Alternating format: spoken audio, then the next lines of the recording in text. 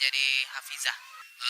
Sebenarnya saat ini kan kita lihat yang yang sangat menyedihkan tuh akhlak anak-anak sekarang tuh sebenarnya yang kurang baik ya. Jadi kemarin itu pertimbangan saya dengan istri, dengan orang tua juga alangkah baiknya kita meneruskan kembali di sekolah Mutiara Sunnah ini karena memang yang terpenting nomor satu tuh akhlak, yang pasti akhlaknya, lalu akidahnya itulah yang kita pegang untuk di Mutiara Sunnah ini karena memang dari kita sudah menjalani di TK-nya dan beberapa referensi dari orang juga di sini sangat baik sekali untuk pendidikan akidah dan akhlaknya kayak gitu. Jadi intinya tujuannya adalah untuk mengajarkan anak itu untuk pendidikan agama Islam yang benar dan baik dan benar kayak gitu. Di sini kan sekolah tahfiz ya. Memang saya sama istri cita-citanya pengen anaknya jadi seorang tahfiz Quran ya, dan terus belajar agama yang sesuai dengan sunnah, sesuai dengan yang dipelajari oleh para salafus soleh terdahulu. Insyaallah biar ilmu yang didapat juga lebih berkah.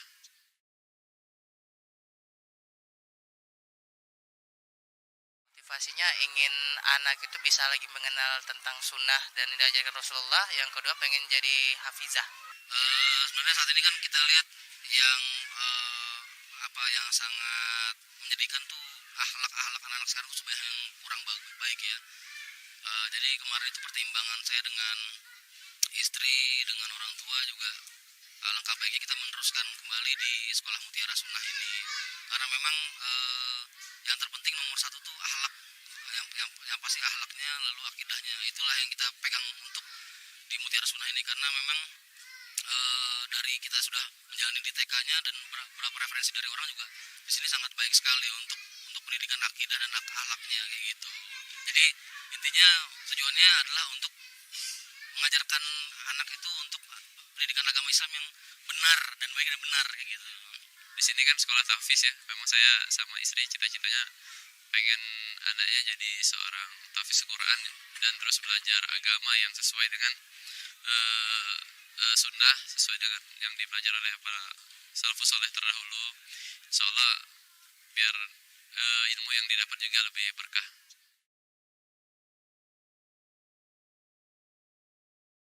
Motivasinya ingin anak itu bisa lagi mengenal tentang sunnah dan yang diajarkan Rasulullah. Yang kedua pengen jadi hafizah. Sebenarnya saat ini kan kita lihat yang yang sangat menyedihkan tuh akhlak anak-anak sekarang tuh sebenarnya yang kurang baik ya.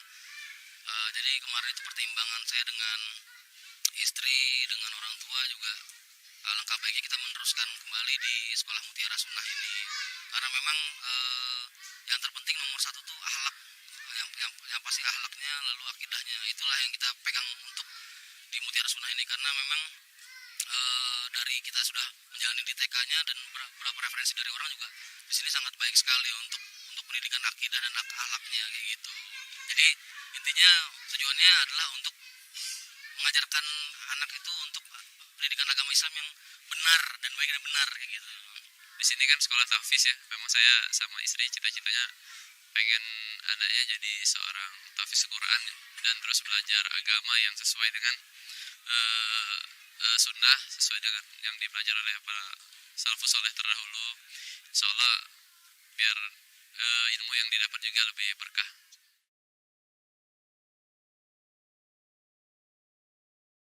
Motivasinya ingin anak itu bisa lagi mengenal tentang sunnah dan yang diajarkan Rasulullah. Yang kedua pengen jadi hafizah. Sebenarnya saat ini kan kita lihat yang yang sangat menyedihkan tuh akhlak anak-anak sekarang tuh sebenarnya yang kurang baik ya. Jadi kemarin itu pertimbangan saya dengan istri, dengan orang tua juga alangkah baiknya kita meneruskan kembali di sekolah Mutiara Sunnah ini karena memang yang terpenting nomor satu tuh akhlak, yang pasti akhlaknya, lalu akidahnya itulah yang kita pegang untuk di Mutiara Sunnah ini karena memang dari kita sudah menjalani di TK-nya dan beberapa referensi dari orang juga di sini sangat baik sekali untuk pendidikan akidah dan akhlaknya kayak gitu. Jadi intinya tujuannya adalah untuk mengajarkan anak itu untuk pendidikan agama Islam yang benar dan baik dan benar kayak gitu. Di sini kan sekolah tahfiz ya. Memang saya sama istri cita-citanya pengen anaknya jadi seorang tahfiz Quran ya, dan terus belajar agama yang sesuai dengan sunnah, sesuai dengan yang dipelajari oleh para salafus soleh terdahulu. Insya Allah biar ilmu yang didapat juga lebih berkah.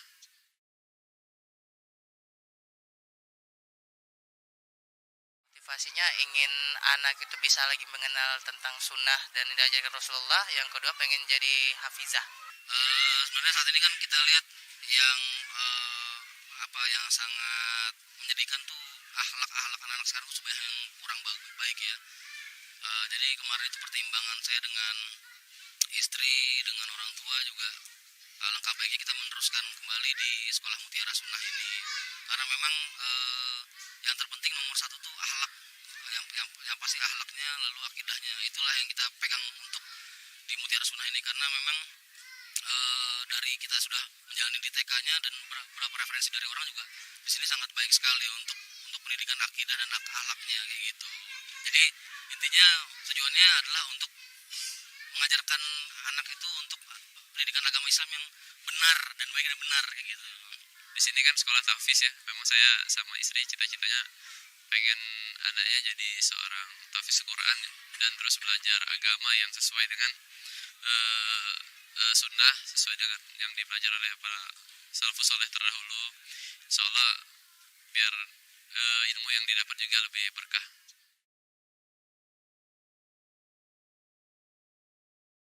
Motivasinya ingin anak itu bisa lagi mengenal tentang sunnah dan yang diajarkan Rasulullah. Yang kedua pengen jadi hafizah. Sebenarnya saat ini kan kita lihat yang yang sangat menyedihkan tuh akhlak anak-anak sekarang tuh sebanyak yang kurang baik ya. Jadi kemarin itu pertimbangan saya dengan istri, dengan orang tua juga alangkah baiknya kita meneruskan kembali di sekolah Mutiara Sunnah ini, karena memang yang terpenting nomor satu tuh akhlak, yang pasti akhlaknya, lalu akidahnya, itulah yang kita pegang untuk di Mutiara Sunnah ini, karena memang dari kita sudah menjalani di TK-nya dan beberapa referensi dari orang juga di sini sangat baik sekali untuk pendidikan akidah dan akhlaknya kayak gitu. Jadi intinya tujuannya adalah untuk mengajarkan anak itu untuk pendidikan agama Islam yang benar dan baik dan benar kayak gitu. Di sini kan sekolah tahfiz ya. Memang saya sama istri cita-citanya pengen anaknya jadi seorang tahfiz Quran ya, dan terus belajar agama yang sesuai dengan sunnah, sesuai dengan yang dipelajari oleh para salafus soleh terdahulu. Insya Allah biar ilmu yang didapat juga lebih berkah.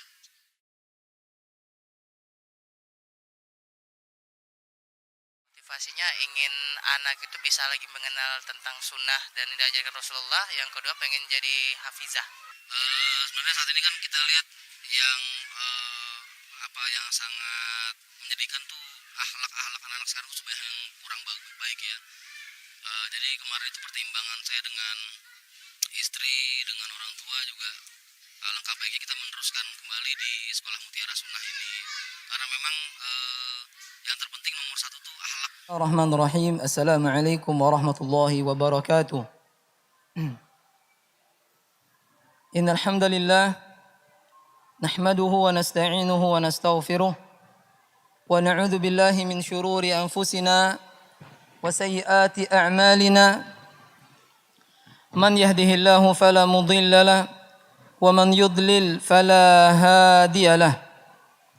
Ashhadu an la ilaha illallah wahdahu la syarika lah wa ashhadu anna Muhammadan abduhu wa rasuluhu la nabiyya ba'dah. Qala ta'ala ya ayyuhalladzina amanu ittaqullaha haqqa tuqatih wa la tamutunna illa wa antum muslimun. يا أيها الناس اتقوا ربكم الذي خلقكم من نفس واحدة وخلق منها زوجها وبث منهما رجالا كثيرا ونساء واتقوا الله الذي تساءلون به والأرحام إن الله كان عليكم رقيبا. يا أيها الذين آمنوا اتقوا الله وقولوا قولا سديدا يصلح لكم أعمالكم ويغفر لكم ذنوبكم ومن يطع الله ورسوله فقد فاز فوزا عظيما. أما بعد Allahumma salli wa sallim ala nabiyyina Muhammadin wa ala alihi wa sahbihi wa man tabi'ahum bi ihsanin ila yaumiddin, amma ba'd. Ikhwatal iman, rahimani wa rahimakumullah. Pertama-tama puji syukur kita panjatkan kepada Allah Subhanahu wa taala. Sampai saat ini kita masih merasakan karunia rahmat Allah Subhanahu wa taala. Di antaranya nikmat sehat dan nikmat memiliki waktu luang. Yang dengan waktu luang tersebut kita bisa memperbanyak ibadah kita kepada Allah Subhanahu wa taala. Rasulullah sallallahu alaihi wasallam mengatakan, "Ni'matani maghbunun fihima katsirun minan nas, as-sihhatu wal faragh." Ada dua nikmat yang banyak manusia lalai mensyukurinya, lalai mengingatnya, yaitu nikmat sehat dan nikmat memiliki waktu luang. Nikmat sehat di masa pandemi ini masih sehat, maka ini subhanallah karunia Allah Subhanahu wa taala. Kita tengok banyak orang di masa pandemi ini mereka di rumah sakit. Ada yang di rumah saja. Subhanallah, mereka sakit dan kita diberi Allah kesehatan, maka kita syukuri nikmat tersebut. La in syakartum la azidannakum wa la in kafartum inna adzabi lasyadid. Dan harus kita yakini bahwasanya semua nikmat ini milik Allah Subhanahu wa taala. Nikmat sehat, nikmat memiliki waktu luang sehingga bisa berkumpul. Kemudian nikmat iman, nikmat Islam, nikmat hidayah, dan nikmat-nikmat yang lainnya. Yang kita rasakan itu nikmat. Maka wajib bagi seorang muslim dia meyakini bahwasanya semuanya datang dari Allah Subhanahu wa taala. Wa ma bikum min ni'matin faminallah. Nikmat apa saja yang kalian peroleh datangnya dari Allah Subhanahu wa taala, tidak dari yang lain. Barang siapa yang meyakini nikmat datangnya dari selain Allah, maka dia telah menyekutukan Allah Subhanahu wa taala. Percuma dia membaca di setiap salatnya, alhamdulillahi rabbil alamin, segala puji bagi Allah yang mengatur alam semesta ini. Rizki kita diatur oleh Allah Subhanahu wa taala. Semuanya diatur oleh Allah Subhanahu wa taala. Jika tidak diatur, hancur alam semesta ini. Makanya kita berterima kasih, bersyukur kepada Allah Subhanahu wa taala agar nikmat tersebut dijaga oleh Allah Subhanahu wa taala. Dan di antara nikmat Allah yang diberikan kepada seorang hamba, dia bisa berkumpul. Khususnya berkumpul dengan keluarga dia. Bayangkan kita kumpul di sini aja, senang kali. Benar atau tidak? Iya. Berkumpul, bertemu dengan teman, bertemu dengan saudara sesama kaum muslimin, senang. Lah bagaimana berkumpul itu sesama keluarga sendiri? Wah, ini lebih senang lagi. Terbukti tatkala lebaran. Jikalau tatkala kita lebaran senang nian. Ada yang dari dusun datang ke Palembang. Ada yang dari kota lain datang ke Palembang. Hanya untuk kumpul baik. Ya. Makan tak makan yang penting kumpul. Subhanallah. Nikmat berkumpul, nikmat dari Allah Azza wa Jalla. Bahkan mati-matian seorang membela dirinya, menghabiskan uangnya hanya ingin bertemu ayah ibunya. Benar tidak? Benar tak? Datang dari Baturajo, datang dari Lahat, datang dari Sekayu, bertemu di Palembang, senang minta ampun. Walaupun ngutang itu. Dan nikmat ini kalau bisa sampai ke akhirat, kalau bisa sampai ke surga, di mana seorang ayah, ibu, anak, cocong, bahkan nenek, kakek, buyut-buyut kita. Pernahkah terpikir di benak seorang muslim, nenek buyut mereka yang belum pernah dia ketemui, dia nanya sama mak baknya, buyut embik kita dulu siapa? Benar tak? Buyut kita dulu embik kita, jarang dengan embik-embik ini. Wong Palembang tahu tuh Mbi. Siapa itu? Kalau ingin bertemu, ya, maka ikuti apa yang dianjurkan oleh Allah dan Rasulnya. Agar pertemuan, nikmat pertemuan ini bukan sebatas dunia. Ingat, dunia ini tidak lama. Dunia ini sebentar.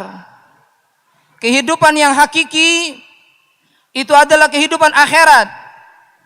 Allah Subhanahu wa taala mengatakan, ya, kata Allah Subhanahu wa taala, "Wa inna daral akhirah lahiyal hayawan law kanu ya'lamun." Sesungguhnya kehidupan akhirat ini sebenarnya kehidupan. Dunia ini tidak lepas dari kematian. Benar Bu? Pak, ada yang di sini tidak mempan, tidak mati. Mati kalau kita ini. Allah katakan kepada Nabi Muhammad SAW, "Innaka mayyit wa innahum mayyitun." Muhammad, engkau pasti mati, kata Allah. Dan nabi-nabi sebelum mati. Nabi Musa meninggal dunia, Nabi Ibrahim meninggal dunia, Nabi Ismail, Nabi Ishak, Nabi Yakub, semua nabi sudah meninggal dunia, kecuali satu nabi yang belum meninggal. Nabi siapa? Nabi Isa alaihissalam. Beliau diselamatkan oleh Allah Subhanahu wa taala. Tak kala ingin dibunuh oleh orang-orang Yahudi, diangkat oleh Allah ke langit. Selebihnya mati semua. Nabi Isa bukannya dia tidak mati, nanti dia mati, tapi nanti semuanya mati. Yang tidak mati hanya Allah Subhanahu wa taala. Huwal hayyul qayyum. Dialah Allah yang maha hidup, lagi maha berdiri sendiri. La yamut Allah Subhanahu wa taala. Kullu man 'alaiha fan. Segala yang ada di alam semesta ini kata Allah fanin, semuanya hancur. Wa yabqa dzul jalali wal ikram. Yang tersisa hanya Allah Azza wa Jalla.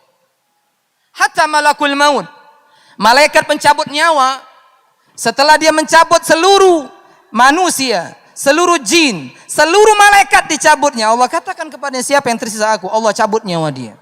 Sehingga yang tersisa Allah Subhanahu wa taala. Jadi jangan sampai ada di benak seorang muslim bahwasanya hidup ini hanya dunia saja. Wa ma yuhlikuna illa dahr. Tidaklah yang mematikan kami kecuali masa. Jangan, bukan itu. Yang mematikan kita Allah. Setelah itu kita akan mendapatkan jaza, balasan dari Allah Subhanahu wa taala. Ingat, saya ulangi lagi. Kehidupan dunia hanyalah kehidupan yang menipu, kata Allah Azza wa Jalla. Wa mal hayatud dunya illa mata'ul ghurur.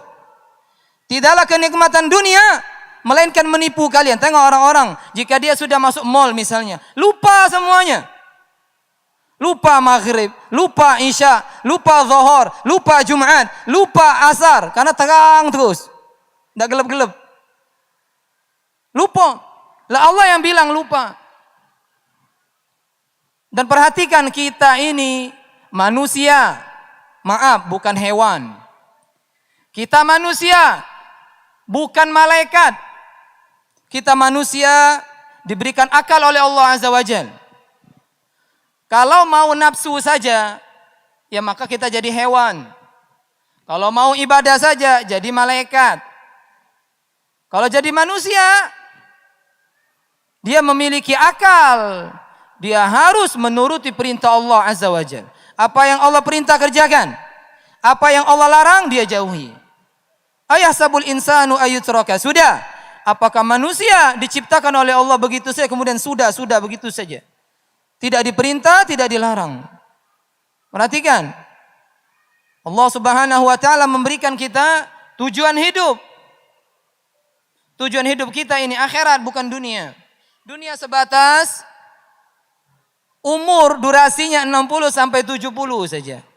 Nabi Muhammad SAW mengatakan, "A'maru ummati baina 60 wa 70 wa qalla man yatajawadha an dzalik." Umur umatku 60 sampai 70 saja. Tengok rata-rata kakek nenek kita, orang tua kita yang sudah meninggal rata-rata di situ kalau 60 kalau rata-rata. Benar tidak? Iya. Ya, kalau kita umur cuma seperti itu harus tahu. Harus tahu tujuan hidup. Ya, jangan sampai kita ini hidup begini aja. Seneng mati, pidem. Ada tujuan. Makanya saya kasih judul di sini bagus sekali. Apa judulnya? Masuk surga sekeluarga. Jangan masuk surga itu dewean. Kita hidup di muka bumi ini ada bini, ada anak, ada cocong, ada emak kita, bak kita, ayah, papa, mama, nenek, kakek, buyut. Pernahkah terpikir semua ini nanti, woi, mana lah kakek? Aku kakek di surga tu sama galo-galo keluarga aku. Keluarga besar nian. Masuk galo surga. Muttaqiina fiha 'alal araik la yarana fiha syamsan wala zamhariran. Mereka semuanya duduk bertelekan di kursi-kursi, di dipan-dipan emas perak. Mereka tidak lihat matahari. Kemudian mereka tidak merasakan kedinginan. Ini yang kita harapkan berkumpul nanti kelak di surga. Surga itu subhanallah. Kalau kita bahas surga nggak selesai ini. Saya kasih gambaran aja surga tujuan kita. Tujuan kita diciptakan Allah ibadah. Tujuan kita beribadah kepada Allah subhanahu mendapatkan ridho.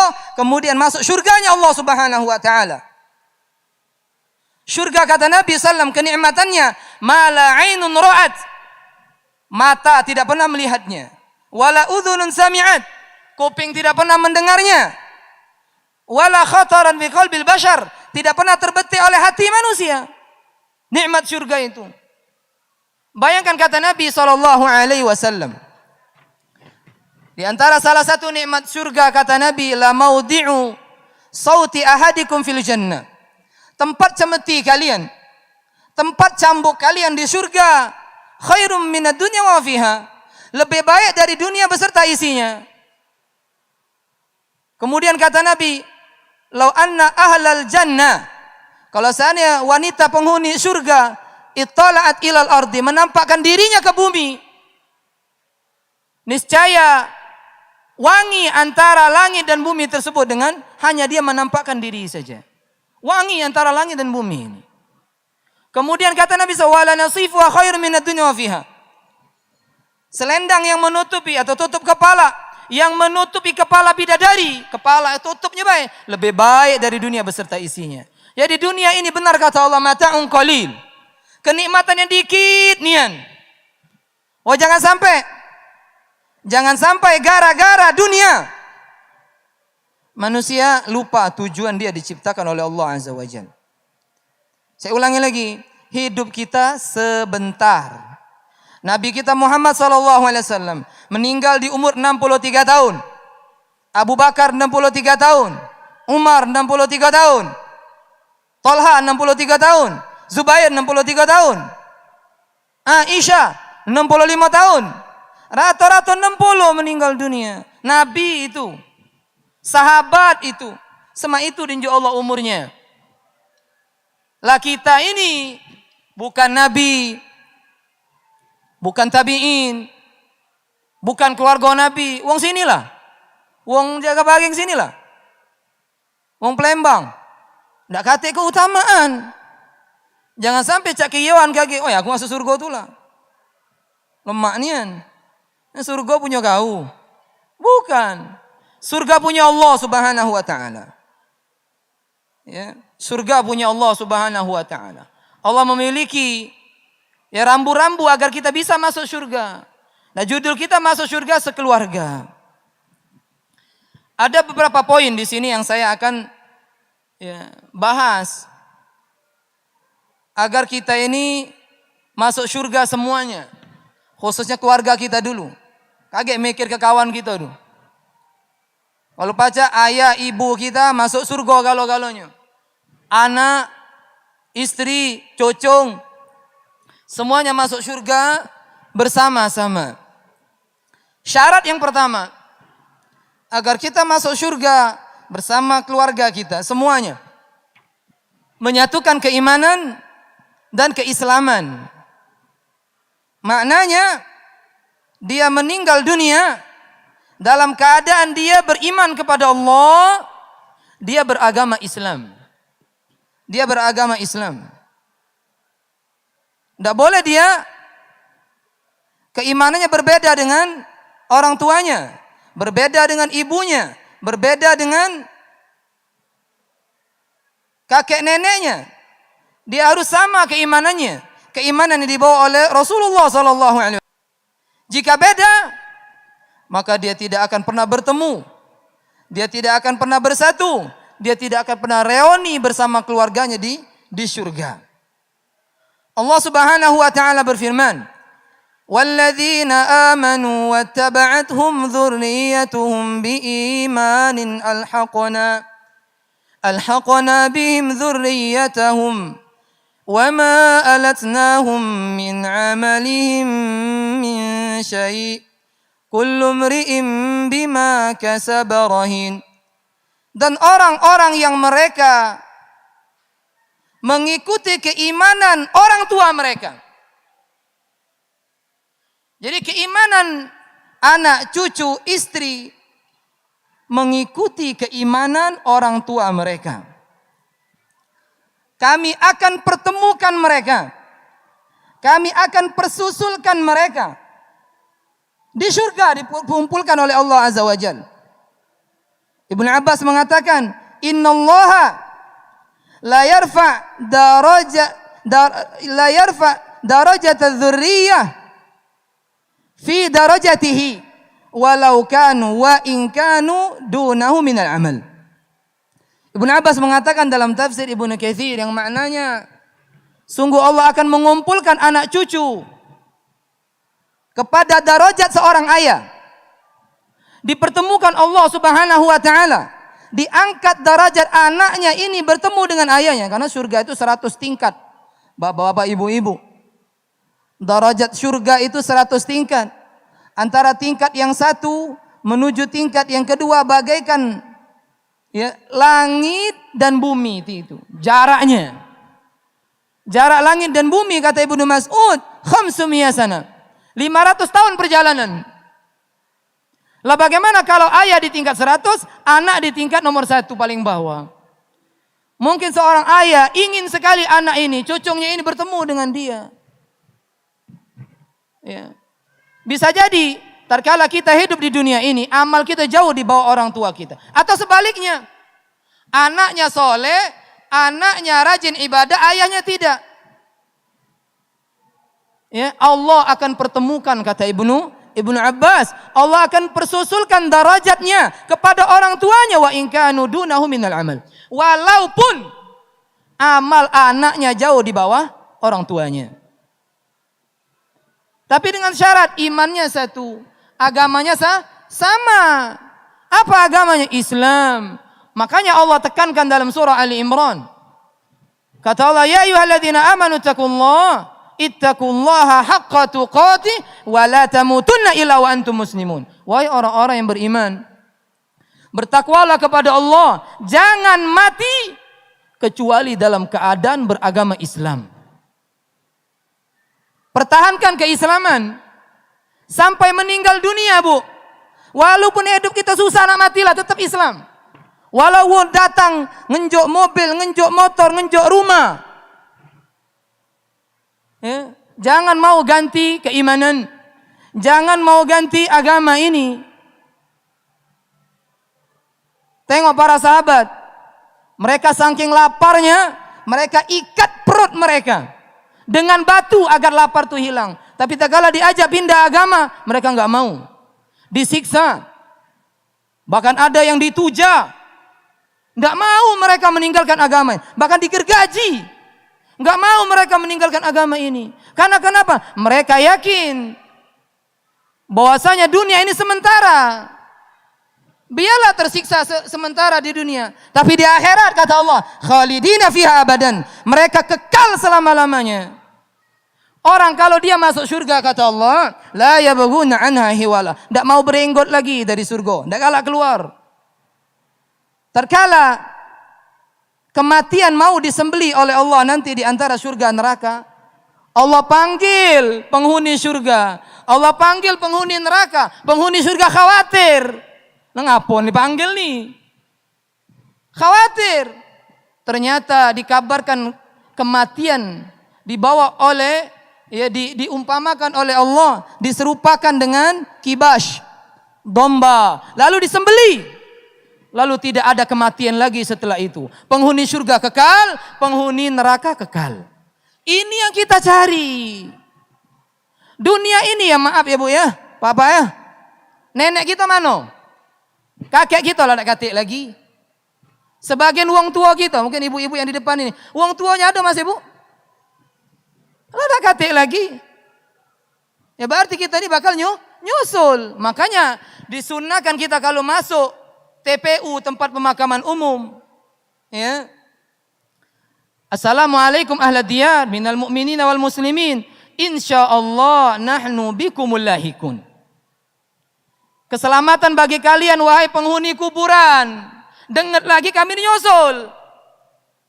Berarti ujung-ujungnya kita ini hatta zurtumul maqabir. Sampai kalian masuk ziarah dalam kuburan. Kita ini bakal masuk kubur kalau. Makanya harus tahu tujuan hidup. Jangan kata tujuan nyelonong baik di dunia ini. Ya. Allah kata alam nakhluqukum mimma immahin, kata Allah. Bukankah aku dulu menciptakan kalian dari air mani yang hina? Faja'alnahu fi qararin makin. Kami taruh dalam rahim yang kokoh ila qadari ma'lum. Sampai waktu yang ditentukan 9 bulan lahir, kemudian kita hidup di muka bumi ini, kemudian tua, kemudian meninggal dunia, kemudian hidup di alam kubur tidak tahu kapan lamanya, kemudian hidup di padang mahsyar, hari berbangkit, kemudian hidup untuk selama-lamanya. Enggak ada lagi yang namanya selesai. Labithina fiha ahqaba. Mereka hidup selama-lamanya. Dengarkan, yang kita berada di tempat yang indah ini, yang melalaikan kita dari tujuan kita. Kalau Allah panggil hayya 'ala shalah, hayya 'alal falah, bergegas, ndak lama. 5 waktu itu kalau dikumpul paling 25 menit. Kita begawe berjam-jam, kaget mati nak masuk surga. Engkau kau dikubur. Ya, ibu-ibu, bapak-bapak. Ya. Ini amal lah dikit, ngejo ke basing-basing, semayang ngebut nak matilah. Ya. Taunya nak masuk surga. Ya. Perhatikan. Ya, bahwasanya kita di dunia sesaat, maka perhatikanlah keimanan, perhatikan keislaman. Tengok Nabi Ibrahim, nabi-nabi yang dulu, ya, Nabi Musa, Nabi Yusuf, mereka mengatakan muslimah, matikan aku dalam keadaan Islam. Tawaffana muslimin, wafat kami dalam keadaan muslimin, beragama Islam. Karena Islam itu maksudnya istislamu lillahi bitauhid. Mengesahkan Allah Subhanahu wa taala. Berserah diri dalam keadaan mengesahkan, mengatakan qul huwallahu ahad. Katakan Allah itu satu, tidak berbilang. Allah itu satu, Allahus samad, Allah tempat bergantung. Ini agama Islam. Wal inqiyadu lahu bi ta'ah, tunduk patuh kepada Allah dengan mentaatinya. Wal bara'atu minasyirki wa ahli, berlepas diri dari kesyirikan. Tidak boleh menyekutukan Allah Azza wa Jalla. Ibu-ibu, bapak-bapak, kalau seorang menyekutukan Allah, berarti dia menghapus keimanannya. Sedangkan masuk Islam, masuk surga sekeluarga harus ada keimanan. Kalau menyekutukan Allah, hapus iman. Kata Allah, la in syakartum la azidannakum. Kata Allah, la in asyrakta la yahbatanna amaluk. Jikalau kalian, engkau Muhammad menyekutukan aku, hapus amalmu semuanya. Tidak boleh menyekutukan Allah Subhanahu wa taala. Harus satu keimanan. Jika berbeda, anaknya di neraka, orang tuanya di surga. Dan orang tuanya tidak akan pernah melihat selama-lama anaknya jika keimanan berbeda, jika agamanya berbeda. Harus dia beragama Islam. Rasulullah SAW mengatakan, la yasma'u bi Yahudiyan wala Nasrani thumma lam yu'min bima ursiltu bihi illa an yakuna min ashabin nar. Atau kama qala sallallahu alaihi wasallam. Tidaklah mendengar aku diutus orang Yahudi, orang Nasrani, melainkan mereka harus beriman kepada apa yang aku bawa berupa risalah. Melainkan mereka menjadi penghuni neraka.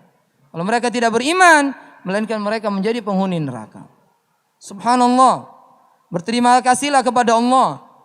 Kemudian berterima kasihlah kepada kedua orang tua kita. Kita lahir dalam keadaan beriman kepada Allah Subhanahu wa taala.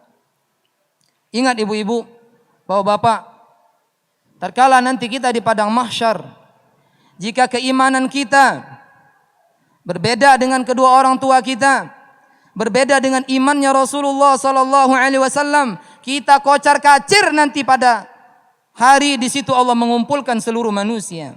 Fa idza ja'atis sakhah yauma yafirrul mar'u min akhihi wa ummihi wa abihi wa sahibatihi wa banihi likulli imri'in minhum yauma idzin sya'nun yughni. Apabila trompet ditiup kiamat, pada hari itu seorang lari dari saudaranya, lari dari ayahnya, lari dari ibunya, lari dari bininya.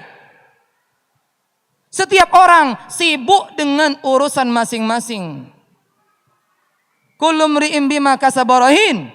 Setiap orang itu dia akan terikat dengan amal perbuatan mereka masing-masing. Tidak bisa saling menolong.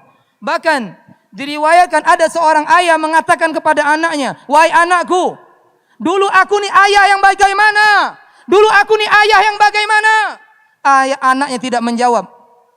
Tidak bisa menolong anaknya. Karena yang menolong di waktu itu adalah amal salih. Karena kita diciptakan Allah Subhanahu wa taala untuk beribadah kepadanya. Menyatukan keimanan. Yang enggak aib seorang suami dia mengumpulkan anak istrinya kemudian membahas masalah keimanan. Enggak masalah.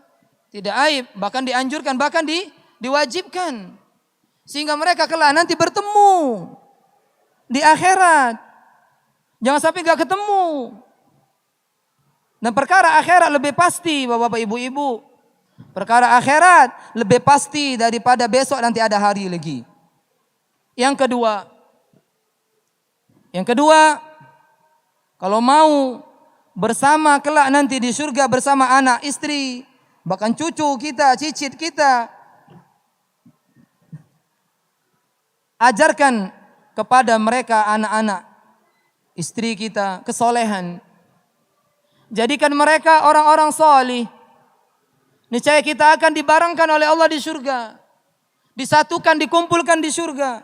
Allah Subhanahu wa taala berfirman, "Jannatu 'adni yadkhulunaha wa man salaha min abaihim wa azwajihim wa dzurriyyatihim." Surga Aden yang pernah dimasuki oleh Nabi Adam alaihissalam. Nabi Adam pernah di surga kan? Kenapa Nabi Adam keluar dari surga? Gara-gara satu kesalahan. Dengar. Ya, yang pegawai juga dengar. Jengok ya. Nabi Adam lah masuk surga, keluar dari surga. Gara-gara berapa kesalahan? Satu. Lah masuk surga, keluar, kita belum masuk. Kesalahan tidak terhitung. Nah kita gini, kita runut nih, jengok ya. Nabi Adam diciptakan di surga, dinjuk roh di surga, langsung Allah ciptakan dengan tangan yang mulianya Nabi Adam itu. Disuruh makan sekendaknya apa di surga. Uji Allah, jangan kau dekati pohon ini. Sikok itulah, jangan dekati pohon. Kaget makan buahnya. Apa dia? Godaan iblis. Uji iblis, kau tuh. Allah itu ngelarang kau makan buah yang ada di pohon itu. Ya, kaget kau tuh jadi malaikat. Atau kau tuh kaget kekal. Akhirnya apa? Tergoda. Gara-gara iblis ngomong, "Inni lakum nasihun amin." Dam, aku nih penasehat yang jojo, Dam. Makan baik itu tuh. Akhir termakan nih Nabi Adam, Bu. Gara-gara makan itu Allah marah, Allah murka kepada Nabi Adam alaihi salam. Lalu Adam menyesal, Hawa menyesal, lalu Allah terima taubatnya. Bayangkan sikok kesalahan, cuman masalah makan tidak makan buah. Kita ini disuruh Allah sholat. Nabi SAW ngembek wajib sholat itu naik ke langit. Seluruh amal-amal ibadah rata-rata diwajibkan di muka bumi ini.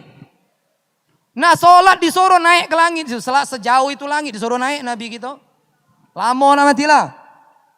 Dari 50, 45, 40 nyampe 5. Tepeci Nabi Musa tidak manggil Nabi Muhammad turun ke bumi 50 waktu, dak katik mau pimol ini, mayang we gitu.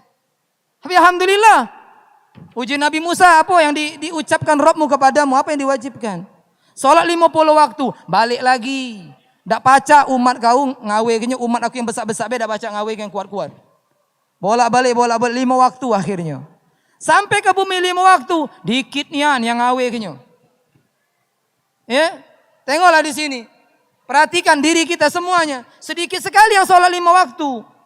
Padahal sholat 5 waktu, kalau digabung, kalau yang bacanya surat Ar-Rahman setiap rakaat, ya palinglah sejam 5 waktu itu.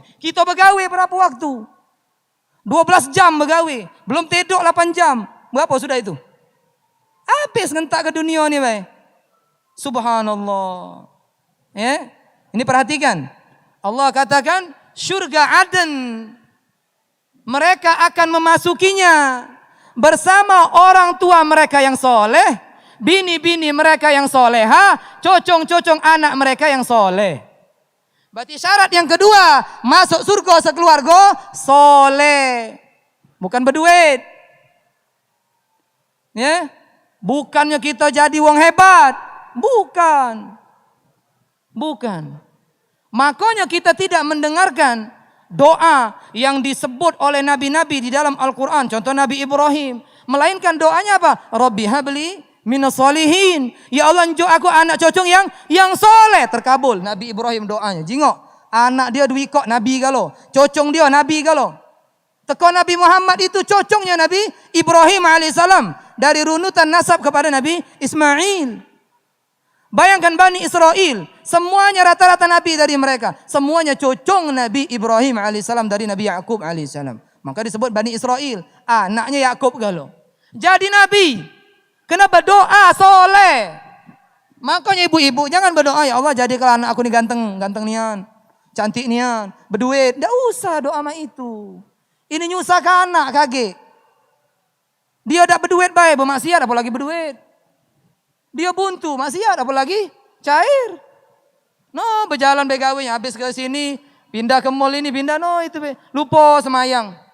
Tahu-tahu lah jingok umur, aku nih tahun ini lah hebat lah 60 tahun, belum semayang. Ya. Nah ini, perhatikan ibu-ibu. Tujuan kita itu mempersoleh anak kita. Kalau bini kita nak pengen sama kita di surga, soleh ke? Soleha ke dia. Anak cocong kita juga soleh ke? Masuk surga dia. Dan bermanfaat.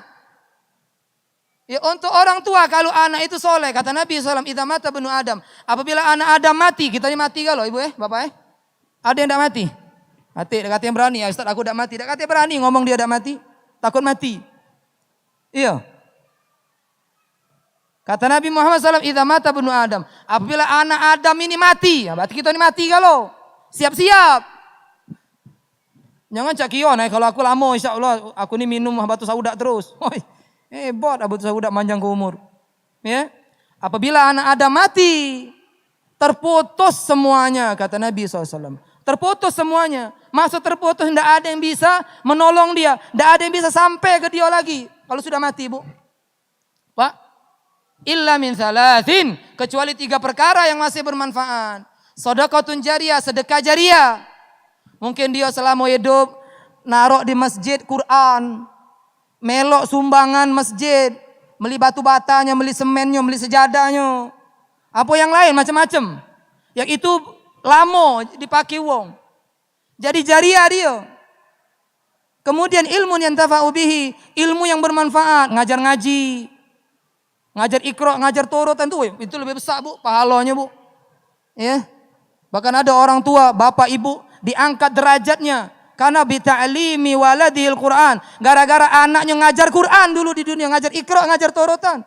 Kalau kita ngajar ilmu lain, bahasa ini kita ajar ke uang, ngajar bahasa ini, belum tentu itu diterima oleh Allah Azza, belum tentu juga bermanfaat. Tapi kalau ngajar Quran, ngajar Iqra, ngajar Torotan, itu pahalanya besar. Kalau ada orang tua punya anak ngajar Iqra di masjid, ngajar Torotan, berbangga bu. Lebih bangga daripada anak kita dosen ngajar di kampus. Itu yang kita banggakan harusnya. Iya. Ya, ini yang kita banggakan. Ini yang bermanfaat di kubur sebelum di akhirat. Kemudian yang ketiga kata Nabi, waladun soleh yad'u lahu. Yang ketiga yang manfaat setelah kita mati. Anak soleh yang aku orang tuanya. Nah terbayang tak kalau punya anak dak kati yang soleh. Di kuburan kita dewean. Ndak kati yang ngirim ke amalan ke kita. Ingat bu, kalau anak kita soleh, apa yang dia gawe ke nyampe kalau ke kita dikubur kaki. Allah katakan wa alaisa lil insani illa ma sa'a. Seorang yang setelah dia mati kaki, tidak akan dia mendapatkan apa setelah dia dikubur nanti kecuali apa yang telah dia usahakan. Sebaik-baik usaha wong tua tu anak soleh. Sebaik-baik amalan yang ditinggal ke wong tua tu anak soleh. Makanya anak nak bahagia ke wong tuanya, bukan ngenjuk mobil, bukan ngenjuk rumah, bukan ngenjuk ini itu dari gemerlap dunia. Mak, aku ngenjuk mak, aku hafal Quran mak. Aku hafal Quran mak. Ini lebih baik dari dunia seisinya mak. Mak atau ayah, aku ngenjuk hadiah ayah. Kalau ayah meninggal dunia, aku yang mandi ke ayah. Mak itu harusnya anak tuh. Ini dah. Melo ijak korun. Duit itu weh. Ya, duit ini dapat galo, Bu. Ndak kate teko iwak makan, ndak kate iwak tiba-tiba mati mendadak itu. Dinjok galo makan oleh hewan galo dinjok galo. Yang membedakan kita dengan mereka apa? Amal soleh. Ya, mereka hidup juga, kita hidup, mereka hidup. Membedakan itu adalah amal soleh. Jadikan anak kita orang-orang yang soleh soleha. Insya Allah bertemu mereka di surga. Kemudian Nabi juga mengatakan, wa inna Allah subhanahu wa ta'ala la yarfa' darajatar rajuli. Sesungguhnya Allah subhanahu wa ta'ala mengangkat derajat seseorang di surga fil jannah. Lalu orang ini mengatakan, anna hadha. Dari mana saya kok bisa diangkat derajat saya? Diangkat derajatnya oleh Allah subhanahu wa ta'ala. Dikatakan kepadanya, bistighfari waladikalak. Ini gara-gara anakmu memintakan ampun buat dirimu selama dia di dunia. Jadi jadikan anak kita itu suka meminta ampunkan kita, Bu. Pak, ya. Supaya kita kaget dikubur, luas kuburannya. Kuburan itu sempit. Luasnya paling semeter, paling luas. Tinggi paling 2 meter. Tapi kalau kita memiliki anak soleh soleha, kuburan itu luas nak matilah. Sejauh mata memandang luasnya. Oh, jangan sampai, ini kesempatan sekali. Karena hidup di dunia ini cuma sekali inilah. Habis itu hidup seterusnya. Sebagaimana ayat saya baca, wa inna daral akhirah lahiyal hayawan. Sesungguhnya kehidupan akhirat itulah baru hidup yang benar. Jadi hakikat hidup itu bukan di dunia ini. Hidup di dunia dengan nian. Allah katakan tentang hidup di dunia ini. Kata Allah subhanahu wa ta'ala. Ya, mengumpamakan hidup di dunia ini. Illa asyiyatan au duhaha. Ya sore sampai waktu duha aja. Bentar kali hidup di dunia ini. Ya mungkin kita melihatnya lama. Allah melihatnya sebentar sekali. Innahum yarawnahu ba'ida wa narahu qariba. Mereka melihat lamunian hidup ini. Allah melihatnya sebentar sekali. Tengok, Allah mengatakan tentang kiamat. 1400 tahun yang lalu Allah mengatakan, iqtarabati sa'atu wan syaqqal qamar. Kiamat dengat lagi, bulan pernah belah dua kata Allah Azza wa Jalla. Sebentar lagi sudah 1400 tahun. Berarti kehidupan yang kita tengok ini lama. Di sisi Allah sebentar sekali. Makanya hari-hari di akhirat itu lama Bapak Ibu-Ibu. Hari-hari di akhirat itu lama sekali. Sehari di akhirat 50.000 tahun. Di dunia ini paling lama ya 100-120 tahun.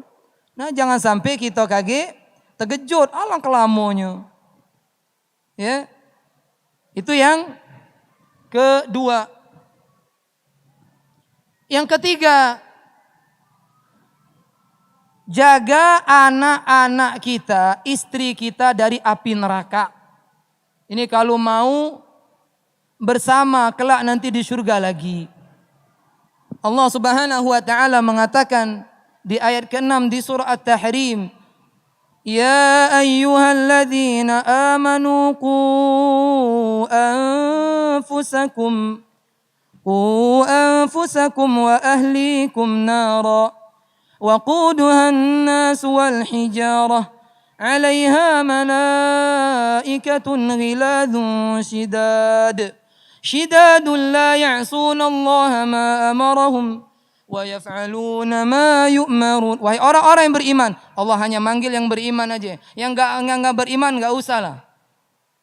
Hanya orang-orang yang beriman mau mendengar panggilan Allah Azza wa Jalla. Wahai orang-orang beriman, jaga anak istri kalian. Berarti yang dipanggil laki. Laki. Bukan bini. Laki-laki. Seorang suami dipanggil Allah. Wahai para suami yang beriman, jago anak bini kau. Ini uji Allah bukan uji aku. Jago dari apa? Dari api neraka. Yang bahan bakar api neraka manusia dan batu. Bayangkan Pak, bahan bakar manusia dan batu. Bahan bakarnya api neraka itu manusia dan batu. Tidak mungkin ada orang tua di sini, ayah ibu pengen anaknya, cucunya jadi bara api neraka. Tidak mungkin. Kalau nggak mau dijaga.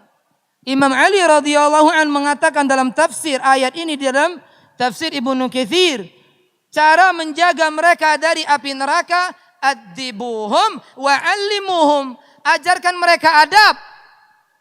Adab kepada Allah bagaimana? Adab kepada Rasulullah bagaimana? Adab kepada para sahabat Nabi bagaimana? Ajarkan mereka dan ajarkan mereka ilmu agama. Selamat anak bini kita dari api neraka. Kalau anak bini kita ngerti ilmu agama, masuk surga dia insya Allah kalau ngamalkan. Anak kita juga mengamalkan ilmu agama, dia tahu masuk surga. Jika nggak diajarkan dia ilmu agama, dia akan melanggar apa yang dilarang oleh Allah. Dia tidak akan melaksanakan perintah-perintah Allah. Sehingga dia kelak engkau melihatnya menjadi bahan bakar api neraka. Dan engkau akan bersedih. Engkau akan gigit jari yauma ya'addu zalim. Orang zalim nanti gigit jari nanti pada hari kiamat. Kalau pada hari kiamat tidak ada penyesalan lagi. Nak nyesel tuh sekarang. Jangan di sana nyesel, tidak manfaat nyeselnya. Nyesel di sini. Makanya ajarkan. Ilmu yang pertama kali diajarkan oleh orang tua kepada anak, kepada istri, ilmu tauhid, mengesahkan Allah Subhanahu wa taala. Ajarkan Bu, Pak. Selama engkau hidup di dunia, jangan sekali-kali nak nyekutu ke Allah Azza wa Jalla. Tengok seorang yang diabadikan oleh Allah kesalehannya, yaitu Luqman Al-Hakim. Bagaimana dia dakwah kepada anaknya? Ya bunayya, katanya. Walaqad Luqmanu libanihi wa huwa ya'idhu ya bunayya la tusyrik billah inna syirka la dzulmun azim. Sungguh Luqman mengatakan kepada anaknya masih kecil, ya bunayya, anakku sayang. Berarti kalau maki panggilan mak itu biasa anak kecil. Wahai anakku sayang, jangan sekali-sekali engkau menyekutukan Allah. Jangan sekali-sekali engkau berbuat syirik. Sesungguhnya menyekutukan Allah Subhanahu wa taala. Nah. Iya. Lupa jadinya. Apa tadi? Sedang main ini. Inna syirka la dzulmun azim. Wahai anakku, jangan sekali-sekali engkau menyekutukan Allah. Sesungguhnya menyekutukan Allah dosa yang paling besar. Kezaliman yang paling zalim. Diajarkan Bu, Pak. Jangan sampai anak-anak kita menyekutukan Allah. Berapa banyak anak-anak sekarang yang tidak ngerti. Mereka pakai jimat. Ya kan? Pergi ke dukun. Pergi ke minta-minta kepada pohon. Keris. Ini tidak boleh ini. Ini menyekutukan Allah Azza wa Jalla. Tidak boleh kita meminta, berharap, takut yang melebihi takut kepada Allah. Menyerahkan urusan kepada selain Allah dari makhluk. Enggak boleh. Hanya kepada Allah Subhanahu wa ta'ala. Ya, enggak boleh. Kita harus mengesahkan Allah Subhanahu wa ta'ala. Ilahu wahid. Satu-satunya ilah, Tuhan yang disembah, Allah Subhanahu wa ta'ala. Kita sering mengatakan la ilaha illallah. Tiada ilah yang berhak diibadahi di bumi, di langit kecuali Allah Azza wa Jalla. Ajarkan itu. Sampai mati nak. Wala tamutunna illa wa antum muslimun. Sampai mati jangan kau menyekutukan Allah Subhanahu wa taala. Yang kedua, ajarkan salat. Karena hakikat kita hidupkan tadi ibadah. Allah katakan wa'mur ahlaka bis shalah wastabir 'alaiha. Nahnu narzukuhum. Kata Allah Azza wa Jalla, perintahkan keluargamu agar salat. Sabar kata Allah. Karena sebagian anak bini ini dah galak semayang, susah nian. Lah dinjok tahu ancaman dak solat tu mak ini. Masih baik dak galak semayang. Sabar kata Allah. Bini susah solat subuh, mbek banyu siram rainya. Banyu dingin. Jangan banyu panas, melepur rainya. Banyu dingin. Yo disiram. Oh ngaponya? Semayang kaget kau daripada kau dibakar api neraka. Anak kita yang umur 7 tahun susah nian dia dilatih solat. Apalagi dia sudah 10 tahun. Ya, agak keras dikit kepada anak agar dia solat. Kata Nabi SAW, muru auladakum bisalah wa hum abna' sab'a sinin. Perintahkan anak-anak kalian tu solat. Tak kala umur mereka menginjak 7 tahun. Wadribuhum wa abna' asyra sinin. Pukul mereka kalau tak mau solat. Kalau umurnya sudah 10 tahun. Kalulah besar lewat 10 tahun kita di lanjak kenyo. Ngapo ayah ngebuk-ngebuk berdepak kaget uji dia. Makanya diajarkan umur 7 10 tahun. Jangan kepala besar biarlah pas dia besar baik kaget. Nurut kita laju kenyo. Sora dia umur 7 tahun, 10 tahun. Wa fariqum bainal madaji' kata Nabi. Kalau sudah 10 tahun, pisahkan tempat tidur mereka. Siap ke kamar-kamar. Nah, berarti duit ni butuh juga Pak buat kamar. Ini anak betina di sini kalau sudah 10 tahun. Anak lanang, apalagi anak 10 ekor. Ya, 5 betina, 5 lanang. Harus siap kamarnya. Ini ajaran Nabi Muhammad sallallahu alaihi wasallam. Pak, masalah salat, Bu. Kalau kita salat 5 waktu. Kalau kita salat 5 waktu, tapi di luar waktu, kita masih masuk neraka. Ya.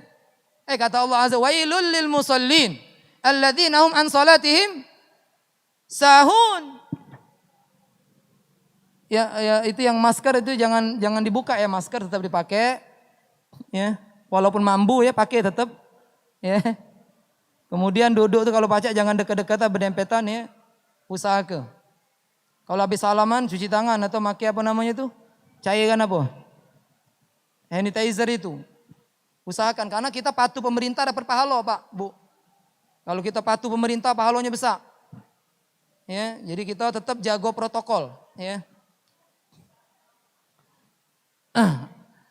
Kalau seorang sholat 5 waktu, tapi di luar waktu dia masih masuk neraka lah bagaimana? Yang tidak sholat, sholatnya bolong, ya atau tidak sholat sama sekali, atau Allah wail. Neraka wail. Ada yang mengatakan wail itu lembah yang ada di neraka. Isinya nana-nana penghuni neraka. Keringat-keringat penghuni neraka.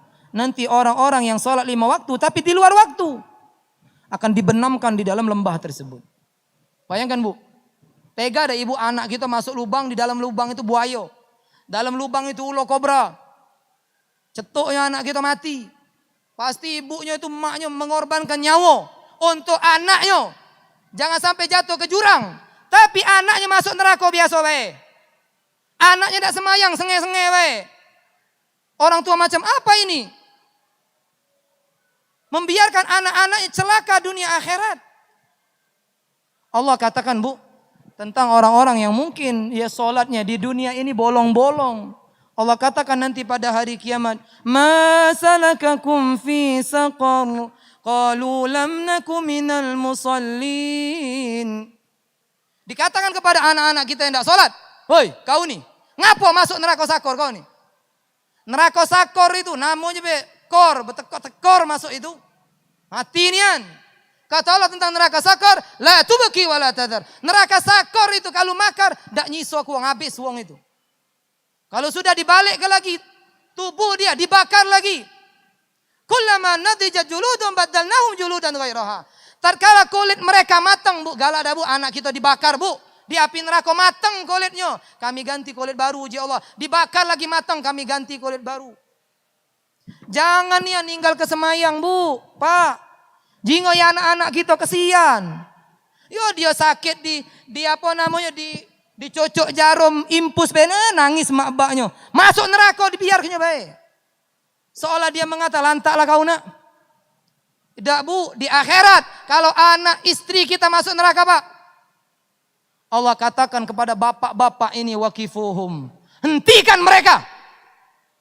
Hentikan mereka bapak ini. Bukan bapak ini ya, orang tua mereka. Hentikan. Innahum mas'ulun. Mereka akan ditanya. Mereka akan ditanya kenapa ini tidak anak istrinya ini. Mereka bermaksiat. Mereka kufur kepada Allah Subhanahu wa taala. Akan ditanya. Hidup kita ini, maka kita baca setiap salat 5 waktu Maliki Yaumiddin. Raja yang menguasai hari pembalasan. Dibalas semuanya. Seorang ayah masuk surga nggak akan bisa kalau anak istrinya dia tidak didik.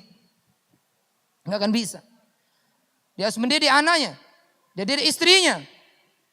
Nabi Nuh alaihissalam. Tatkala istrinya tidak mau beriman. Anaknya Kan'an tidak mau beriman. Tidak Allah pertemukan mereka di surga. Istri Nabi, apalagi istri kita, istri biasa bayanian. Wong sinilah, wong jaga baging, wong tangga buntung, wong ketapati. Ndak kate keutamaan kita. Bini Nabi. Terkala dia tidak mau mengikuti perintah Allah, dia akan disiksa oleh Allah Azza wa Jalla. Istri Nabi Lut, suami Asia Fir'aun, istrinya soleha, suaminya tidak disiksa oleh Allah Azza wa Jalla. Ya usahakan, ya orang tua khususnya, ajarkan sholat. Bagaimana berwudu. Bagaimana ya sujud yang benar, rukuk. Ajarkan kepada mereka. Insya Allah mereka selamat. Ente pun selamat. Gak ditanya oleh Allah Azza wa Jalla. Jika tidak engkau gak selamat, anak istri pun gak selamat. Kemudian ajarkan anak-anak kita yang perempuan. Selain sholat pakai hijab. Pakai jilbab. Pakai jilbab, jangan gak pakai jilbab. Kalau muslim ya, muslimah ya. Yang cewek, yang cowok jangan berjilbab. Jangan terbalik. Lanang berjilbab, betina tidak. Tidak boleh, ini banci. Ya. Dia berjilbab, kalau tidak enggak akan masuk surga anaknya. Nabi pernah mengabarkan sinfani min ahlin nar. 2 kelompok penghuni neraka kata Nabi. 2 kelompok penghuni neraka. Tidak pernah aku melihatnya. Di zaman Nabi dah kata ini. Adanya di kita di akhir zaman nih, terbukti ada. Yang pertama orang berjalan membawa cambuk, bawa pistol, nyikso wong. Ngebuki wong. Mana dia punya senjata. Yang kedua perempuan berpakaian tapi telanjang. Jadi ajarkan Bu anak-anak kita berhijab. Tapi tidak boleh dipaksa. Kalau anak kita masih umur 3 tahun, 5 tahun jangan dipaksa. Kalau dia galak, alhamdulillah. Kalau tidak galak biar kelak. Ya. Membiasakan saja dan orang tua harus menunjukkan ini. Dia berhijab sehingga anaknya akan nurut. Yang memerintahkan berhijab adalah Allah yang memerintahkan kita sholat. Ingat, jangan bedakan perintah hijab dengan perintah sholat. Itu perintah. Ingat, dosa melanggar perintah besar nian dosanya. Ya daripada melanggar larangan. Tengok iblis. Iblis melanggar perintah atau melanggar larangan? Perintah. Allah suruh apa iblis? Sujud. Wa in qulna lil malaikati isjudu li Adam fasajadu illa iblis. Kami katakan kepada seluruh malaikat, begitu juga iblis. Sujud kalian semuanya kepada Adam. Sujud di sini bukan sujud ibadah ya, jangan salah paham. Sujud tahiyah. Sujud penghormatan. Karena syariat dulu boleh Pak sujud kepada sesama manusia untuk pemuliaan. Bukan sujud ibadah. Ya. Disebutkan dalam surah Yusuf, Orang tua Yusuf sujud kepada Yusuf. Dan Nabi Yusuf pernah bermimpi ada 12 bintang, 1 matahari, 1 bulan sujud kepada Nabi Yusuf.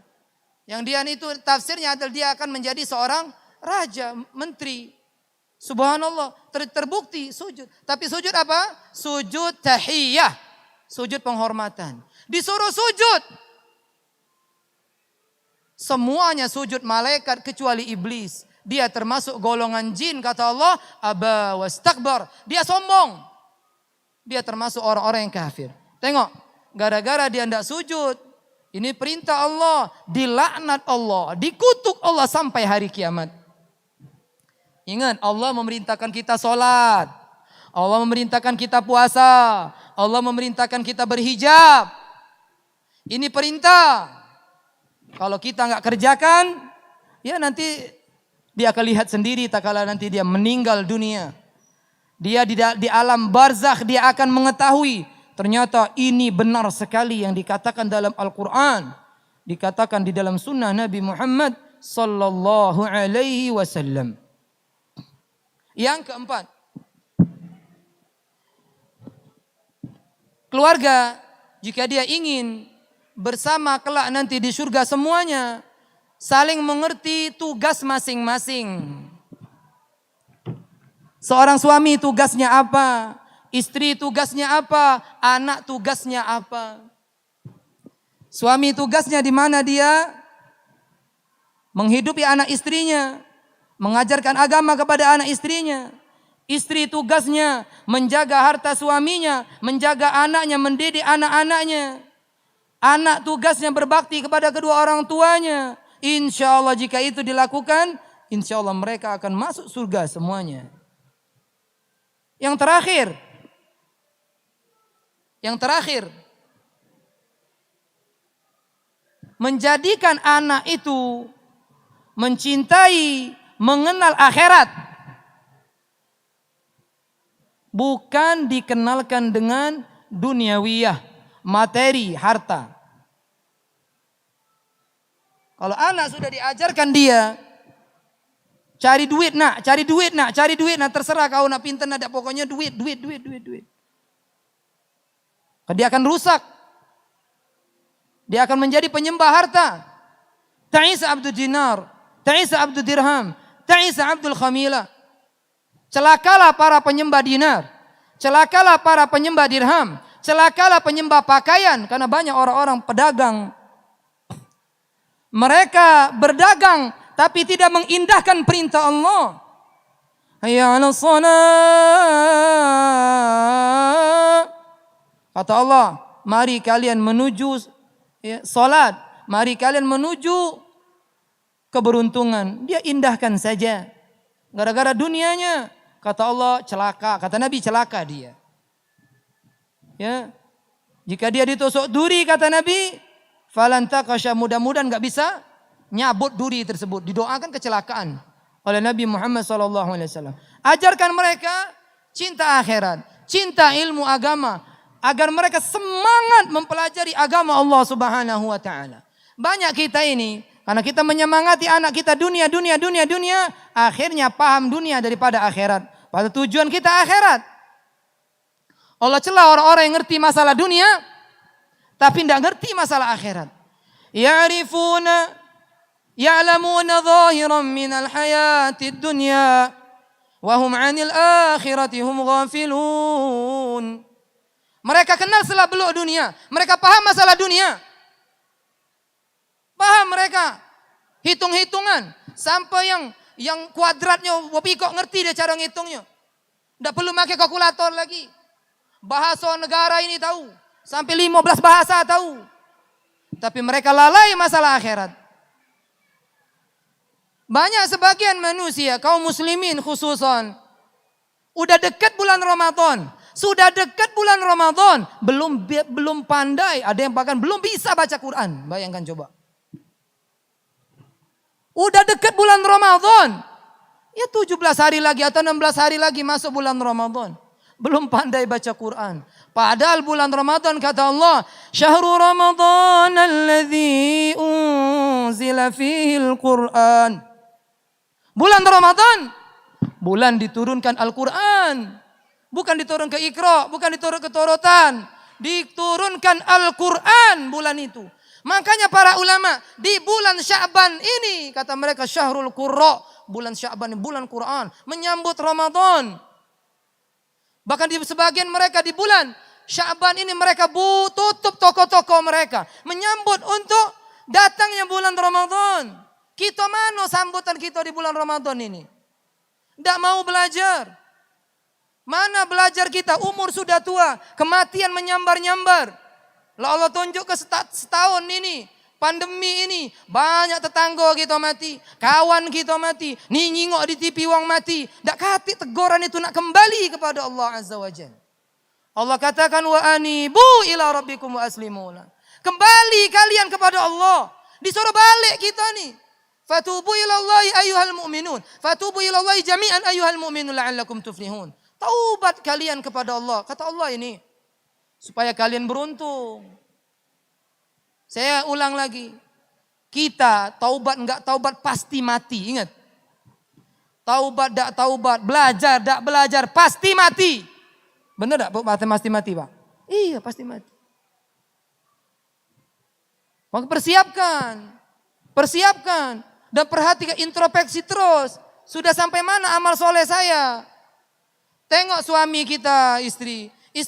Suami tengok istri. Kalau mereka malas-malasan ibadah semangati. Anak juga seperti itu. Insya Allah besok hari Sabtu Bu. Ya usahakan Pak datang. Insya Allah kajiannya mendidik tauhid kepada anak di masa kecil. Oh itu bagus insya Allah. Supaya apa? Supaya yang tadi judul ini terrealisasi. Di mana ayah, ibu, anak, cucung, cicitnya semuanya berkumpul kelak di surga. Ini saja mudah-mudahan yang singkat ini bermanfaat. Mungkin saya buka tanya jawab ibu-ibu, bapak. Ya akhi-akhi, ukhti-ukhti ya. Kalau mungkin ada yang mau nanya, boleh langsung, boleh pakai kertas ya.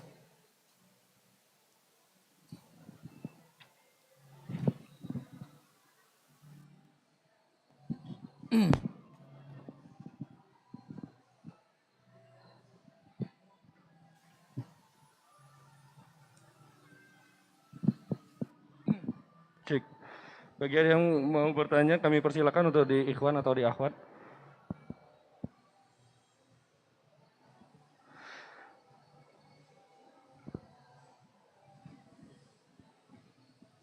Bapak ibu-ibu sambil menunggu yang bertanya salawat ya. Allahumma salli ala Muhammad zikir. Karena hari ini hari Jumat. Barang saya bersolawat sekali kepada Nabi SAW. Sallallahu alaihi asyara. Allah akan salawat kepadanya 10 kali. Allah angkat derajat dia. Allahumma salli ala Muhammad. Allahumma salli seperti itu ya. Ya silakan yang mau tanya. Ya silakan akhi. Bismillahirrahmanirrahim. Assalamualaikum warahmatullahi wabarakatuh. Waalaikumsalam warahmatullahi wabarakatuh. Ustadz izin bertanya Ustadz. Kan ada hadis Nabi riwayat Imam Ahmad bahwa Allah berjanji akan menolong ketiga golongan. Salah satunya yaitu orang yang menikah untuk menjaga kehormatan diri. Dan ditegaskan lagi di Al-Quran surat Ali Imran ayat 7 bahwa sesungguhnya Allah tidak menyalahi janji atau tidak mengingkari janji. Pertanyaannya, bagaimana cara kami, terutama kaum pemuda dan pemudi, untuk mengamalkan hadis ini di dalam hidup kami, sehingga kami benar-benar mendapatkan pertolongan Allah untuk menjalankan ibadah menikah ini itu ya Ustadz. Itu aja Ustadz. Assalamualaikum warahmatullahi wabarakatuh. Assalamualaikum. Masya Allah. Pertanyaan bagus sekali. Ada hadis dari Nabi SAW. Thalathun haqqun 'ala Allah 'aunuhunna. 3 orang yang Allah pasti menolongnya. Aunuhum yaitu Allah pasti menolong mereka, di antaranya seorang yang ingin menikah yuridul afaf, yang dia ingin menjaga diri dari perbuatan zina. Seorang muslim, dia wajib yakin pertama. Dia wajib yakin, dzalikal kitabu la raiba fi. Itulah Al-Qur'an, tidak ada keraguannya karena disebutkan dalam Al-Qur'an, yughnihimullahu min fadli. Orang yang menikah akan Allah kayakan mereka. Makanya Umar bin Khattab ya mengatakan ibtaghul al-ghina fin nikah. Cari kekayaan dengan menikah. Jangan ragu. Innallaha la yukhliful mi'ad. Allah tidak akan menyelisih janjinya. Jangan ragu. Ana dulu sebelum nikah buntu, Bu, Pak. Buntu nian, susah nian. Setelah nikah subhanallah. Ya, Allah kasih rizki min haitsu la yahtasib. Dari arah yang tak disangka-sangka. Harus yakin. Enggak boleh ragu, Allah Maha Kaya. Enggak boleh ragu. Yakin kita itu rizki datang sebagaimana yakin burung terbang ke sebuah tempat, taudu khimasan wa taruhu bitanan. Pergi dalam keadaan lapar, pulang dalam keadaan kenyang, bahkan bawa makanan buat anak-anaknya. Begitu, yakin. Makanya Nabi SAW mengatakan, ya ma'syara syabab, man istata'a minkumul ba'a falyatazawwaj. Wahai para pemuda-pemudi, jikalau kalian sudah mampu ba'a, mampu menghidupi anak bini, mampu menggauli istri, maka hendaklah kalian menikah. Disuruh nikah, perintah.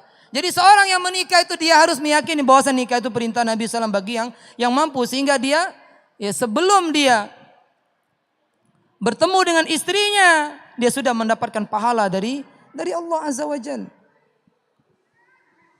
Bagi yang tidak mampu, faman lam yastati', barang siapa tidak mampu, maka fa'alaihim, maka wajib bagi dia untuk berpuasa. Fa inna lahul wija.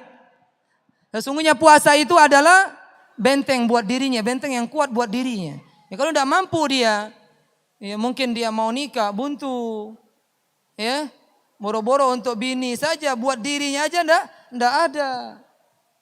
Ya, dia berusaha sebelum menikah. Kerja. Ya, karena kerja tidak menafikan tawakal, ikhtiar. Dia kerja walaupun gaji cuma 20 juta, nikah. Oh, banyak ya 20 juta ya. Kalau gaji dia cuma 2 juta sebulan, nikah, insya Allah tambah banyak. Ya, kalau dia dewean, rezeki dia 2 juta, ada bini nambah rezekinya, ada anak tambah dia rezekinya nambah. Jangan ragu. Tapi tak kala menikah ada sebagian orang mendapati dirinya, caknya ayat ini ngotai, astagfirullah. Tidak boleh mengatakan ayat ini ngotai. Tak kala kita menikah mungkin masih itulah kata perubahan. Allah katakan asa an takrahu syai'an fahuwa khairul lakum. Bisa jadi engkau tak suka itu bagus buat kau. Bisa jadi itu engkau suka itu buruk buat kau. Mungkin dia berdoa, ya Allah kalau pacar aku habis kawin kage, aku berduit. Tidak berduit juga. Bisa jadi ente hidup sederhana, itu lebih baik buat ente. Intinya seorang muslim harus yakin atas janji Allah dan Rasulnya. Muslim itu idza qadallahu lahum amra, jika Allah telah menetapkan bagi mereka itu suatu urusan perkara perintah, tidak ada pilihan lagi buat dirinya kecuali apa yang telah Allah dan Rasulnya pilihkan. Dan itu yang paling bagus. Ya, jadi sikap dia udah kalau dia merasa sudah mampu yang disebutkan tadi menikah, bismillah. Ya, kalau calon mertua ragu, ya dengan kita bilang, Pak itu kan gunung, Pak, gunung di Lahat, gunung Jempol. Kalau Bapak ragu, kelubangi gunung itu untuk anak Bapak. Oh, mak itu ke? Ini anak Pak, iya sudah. Nah itu ke wong tuanya tuh. Ya. Yakinkan mereka. Bismillah, apalagi kita jelas ada gawean. Ya, yakinkan. Kalau kita datang ditanya, kau gawe apa? Kate, Pak. Kau tidak, aku ini jiwang di rumah penyungkan. Nah, jangan kawin kau. Nyusah ke calon mertua. Harus ada usaha hidup di muka bumi ini. Bagi yang mereka ingin menikah, dia harus ada usaha. jujur, rajin sedekah, insya Allah hidup dia akan nyaman. Ya, jujur. Kalau dia nggak punya uang, dia nggak punya modal, tapi jujur, orang percaya, dia dijadikan pegawai nanti.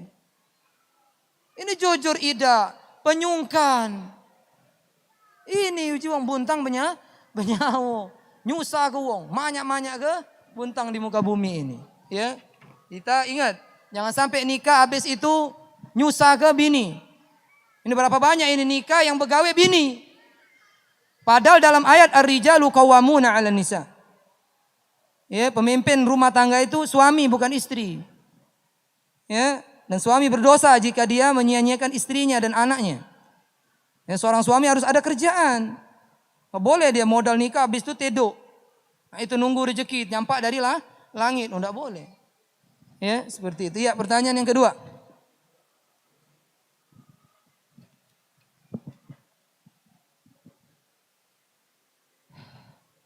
Ustaz, apa saja sunnah yang dilakukan untuk anak yang baru lahir? Sunnah yang dilakukan bagi anak yang baru lahir, jika dia baru lahir pertama kali sunnahnya adalah mentahnik. Ya, memasukkan kurma yang sudah dihaluskan ke dalam mulutnya, tepatnya di langit-langit mulutnya, supaya dia merasakan ya manisnya kurma. Kalau nggak ada kurma yang lain ganti, ya yang manis-manis, supaya dia merasakan itu, membiasakan dia untuk makan. Ini sunnah yang pertama. Yang kedua sunnahnya rata-rata di hari ke-7. Di hari ke-7 dia diakekahkan. Kalau lanang 2 kambing, betina sikok kambing. Kemudian sunnah yang kedua mencukur rambutnya. Setelah cukur rambutnya ditimbang rambut tersebut, berat ya dari ya, rambut tersebut sedekah seberat itu perak. Ya paling besar paling 30.000. Ya. Kemudian yang ketiga, sunnahnya menyunat bayi. Disunat bayi di umur ke-7. Oh kesian ya, itu sunnah. Baik yang laki-laki maupun perempuan. Disunat, bagi yang perempuan harus yang paham, yang ngerti. Kalau tidak paham bahasa yang sunat, tak banyak, tidak kata nafsu anak betina, yang nyingok lanang betina sama baik, nyingok tembok. Ya, yang lanang yang sudah paham tata cara sunatnya. Ya. Kemudian sunnah yang keempat sunnahnya memberi nama. Di hari ke-7 sudah disiapkan nama. Nama yang paling bagus penghambaan kepada Allah. Dari penghambaan yang paling bagus Abdullah sama Abdurrahman. Kemudian nama-nama yang lain Abdul Latif, Abdul Samad, Abdul Halim, Abdul Mutakabbir, Abdul semuanya. Kemudian nama Nabi, kemudian nama-nama orang saleh. Itu sunnahnya. Adapun azan ya di telinga bayi tatkala bayi lahir khilaf ulama. Ya, ada yang mengatakan ini tidak ada contohnya, ada yang mengatakan ini boleh. Saya lebih condong ini tidak ada contohnya karena hadisnya lemah. Ya seperti itu. Terus ya sunnahnya rugi sekali orang-orang yang tatkala anak lahir anaknya tidak mendapatkan sunnah-sunnah ini. Ya. Jadi anak yang lahir usahakan mereka mengenal sunnah-sunnah ini dikerjakan kepada mereka.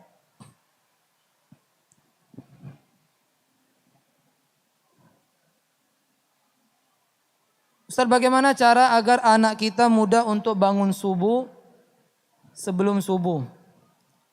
Alhamdulillah untuk sholat yang lain tidak masalah umur anaknya sudah 17 tahun. Ini maksudnya anak-anaknya masih kecil ya. Ya dibiasakan, bapaknya bangun, anaknya dibangunkan. Diusahakan. Bahkan dahulu ada seorang anak dibiasakan bangun oleh orang tuanya. Ya, orang tuanya sholat malam, anaknya ikut sholat malam. Subhanallah. Lama-lama ayahnya kesian sama anaknya yang ikut sholat malam terus. Ya, lalu anaknya, bapaknya nyuruh tidur. Ya, lalu anaknya menjawab. Ya kan dijawab dengan apa? Jawabannya sangat bagus sekali. Ya, yang maknanya apakah engkau ingin selamat sendiri sedangkan kami tidak. Itu anak kecil Kalau dia sudah dibiasakan, dia akan terus menerus seperti itu. Ya, para ulama dahulu mereka membiasakan anak mereka puasa. Masih kecil umur 7 tahun, 6 tahun sudah dibiasakan puasa. Bukan puasa setahari. Kalau kita puasa setahari, sampai tua setahari puasanya. Sampai jam 12 buko dia. Lah tua jam 12 buko. Karena salam mabaknya dulu, tak kala kecil dibiasa ke puasa setahari. Puasa dah kata setahari. Puasa itu dari habis terbit fajar subuh sampai maghrib. Kalau orang-orang dahulu mereka kalau anaknya merasa kelaparan, sakit perut misalnya, mereka ajak main, Bu. Mereka ajak main, lupa dia. Lupa anak ini dia lapar, berhasil sehari, berhasil untuk hari-hari berikutnya. Dibiasakan, jadi anak yang susah sholat subuh, dibiasakan dibangunkan. Diajak, gendong tidak masalah. Ya umur dia 7 tahun, apalagi sudah 10 tahun dibiasakan. Supaya dia nanti kelak dewasa biasa sholat. Sehingga dia nanti masuk pesantren atau masuk yang lainnya sehingga dia tidak perlu lagi dipaksa-paksa. Sampai ada anak, karena tidak biasakan di rumah sholat, masuk pesantren pun masih dipaksa untuk sholat. Ya dibiasakan, orang tuanya membiasakan tersebut sehingga mereka ya biasa. Ya mungkin ada pertanyaan lain? Ya silakan. Cek. Bismillah, ini Ustaz ada pertanyaan dari teman-teman yang menonton secara live streaming melalui Fed Media dan Sriwijaya Mengaji. Ada dari Teddy Irfansa. Izin bertanya Ustaz, bagaimana kiat kita seorang muslim agar istiqomah di atas agama ini? Mengingat keimanan ini sering goyah karena banyaknya maksiat yang bertebaran. Tafadhol Ustaz. Istiqamah hiyal karamah. Istiqamah ini adalah karamah, kemuliaan dari Allah Subhanahu wa taala. Tidak semua orang bisa istiqamah kecuali orang-orang yang dipilih oleh Allah Subhanahu wa taala. Tapi setiap kita bisa mendapatkan keistiqomahan. Ya, dengan bagaimana? Pertama, dia berdoa kepada Allah Subhanahu wa taala agar dia diistiqomahkan oleh Allah Subhanahu wa taala. Karena hati seorang hamba di antara dua jemari Allah Subhanahu wa taala. Jika Allah balikkan dia bisa kufur. Ya, jika Allah menginginkan dia bisa istiqamah, maka berdoa selalu agar istiqamah. Ya, berapa banyak orang awalnya soleh tiba-tiba dia berubah bahkan kufur. Mungkin dia tidak berdoa kepada Allah Azza wa Jalla. Berdoa kepada Allah, ya muqallibal qulub, tsabbit qulubana ala dinik. Wahai pembolak-balik hati, ya, bolakkan hatiku selalu di atas agama. Kuatkan, teguhkan hatiku selalu di atas agamamu. Berdoa. Ya musarrifal qulub, sarrif anni ala ta'atik. Wahai pembolak-balik hati, tetapkan diriku di atas ketaatan. Berdoa kepada Allah. Dan Allah janji, orang yang berdoa pasti dikabulkan doanya. Wa qala rabbukum ud'uni astajib lakum. Rabb kalian mengatakan berdoalah kepadaku pasti ku kabulkan. Innal ladzina yastakbiruna an ibadati sayadkhuluna jahannama dakhirin. Orang-orang yang sombong berdoa kepada Allah Azza wa Jalla akan dimasukkan ke dalam neraka jahanam. Berdoa kita sebanyak-banyaknya berdoa kepada Allah Azza wa Jalla. Allah juga mengatakan wa idza sa'alaka ibadi anni fa inni qarib. Apabila hambaku bertanya kepadamu Muhammad tentang diriku, katakan aku dekat. Aku kabulkan semua doa mereka. Berdoa. Karena hidayah ini mahal. Istiqomah karamah mahal. Berdoa terus. Sampai kapan berdoa? Sampai kita bertemu dengan Allah Azza wa Jalla. Ya, sebagaimana kita ibadah sampai mati, begitu juga berdoa sampai mati. Karena Nabi mengatakan doa wal ibadah. Doa itu adalah ibadah. Ya Allah, tetapkan aku di atas istiqamah, di atas agamamu. Dan yang kedua, sering menghadiri majelis ilmu. Karena orang jika dia tidak menghadiri majelis ilmu, mati hatinya. Karena tubuh ini terdiri dari dua komponen, dua unsur. Yang pertama jasad, yang kedua roh. Jasad ini makanannya sebagaimana jasad itu diciptakan Allah. Jasad diciptakan dari tanah, makanannya juga yang muncul dari tanah. Ya makan dia nasi dari beras, gendum, pempek dari gendum. Ya, ya seterusnya dari tanah. Jangan makan yang tidak dari tanah. Uang kalau tidak makan yang dari tanah, makan angin, masuk angin. Yang dari tanah. Ruh.